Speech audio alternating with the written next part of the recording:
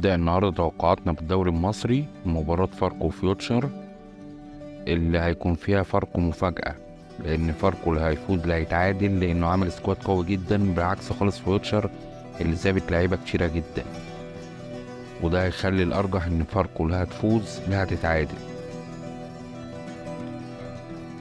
وده مكان الاختيار بنجيبه لكم عشان لو بيبقى فيه اختيار صعب ولا حاجة بتبقوا عارفين طريق الاختيار نفسه فين. نروح الماتش اللي بعديه الاتحاد وسيراميكا. طبعا الاتحاد السكندري بيلعب على ملعبه، بس الماتش متعادل متكافئ جدا، فهنقول ان هو مجموعة اهداف اكتر من 1.5 هدف بسبب ان الماتش متكافئ جدا يعني. وبرضه هنوريك هي فين عشان لما نختار اختيار صعب شوية نعرفك الاختيار ده بيبقى مكانه فين او بيبقى مكتوب فوقيه ايه. نروح على الماتش الثالث النهارده، بيراميدز والزمالك. طبعا بيراميدز والزمالك في فرق كبير جدا لصالح بيراميدز، فهنقول ان فوز او تعادل بيراميدز، ده اذا ما كانش فوز مؤكد يعني. وبرضه بنحط الصورة عشان نعرف احنا معلمين على ايه ونعرف القود كام، يعني واحنا بنتكلم نبقى عارفين ان القود كام. ممكن واحد ما عجبوش الاختيار دوت وعايز كود اعلى من كده، بس احنا بنتكلم في الكود المضمون.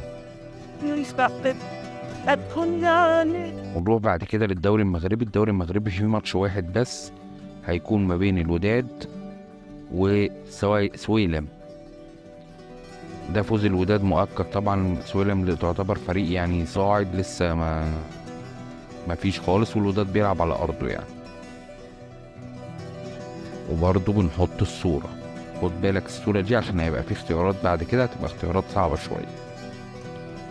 خلصنا الدوري المغربي، هنروح للدوري السعودي. الدوري السعودي فيه ماتشين، ماتش الهلال ودمك، وبيلعبوا في ارض دمك، بس فرقة الهلال قوية جدا وناوياها يعني. هنقول فوز الهلال ومجموعة اكتر من 1.5. الهلال اخر ماتش كسبان 6-1 لو تاخد بالك، والهلال والاتحاد دول اول وتاني الدوري، فبيتنافسوا على بطولة الدوري هما الاتنين. وبنحط لك الاختيار دوت برضه عشان تبقى شايف شكل الاختيار فين لو تعرف تفرش عليه. بعد كده ماتش الاتحاد. ماتش الاتحاد هيلعب على ارضه مع الفتح، في فارق مستوى وفارق امكانيات رهيب طبعا لصالح الاتحاد. اتحاد جدة بن رشوان يكسب بنسبة 99%. الماتش ده اسهل من الماتش اللي فات، خد بالك الناس اللي بتحط مبالغ كبيرة، الماتش ده اسهل من ماتش الهلال.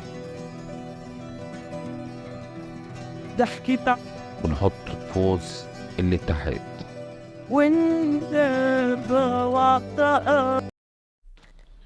ونيجي دلوقتي المسابقة بتاعتنا اللي هتبقى يوميا ان شاء الله، كل يوم هيبقى في مسابقة. هتتوقع نتيجة ماتش الاتحاد جدة ضد الفتح، هتكسب 30 جنيه على محفظتك. كل ما عليك انك تعمل لايك للفيديو وتكتب في التعليقات النتيجة الصحيحة اللي انت تتوقعها للماتش ده. اهم حاجة لايك وكومنت بالنتيجة وهتكسب ان شاء الله. ودلوقتي هنيجي للأسايم. في 3 أسايم حاطينهم لكم، ال3 أسايم فيهم الأسامي اللي عملناها وستين تانيين، بص عليهم هما 85%.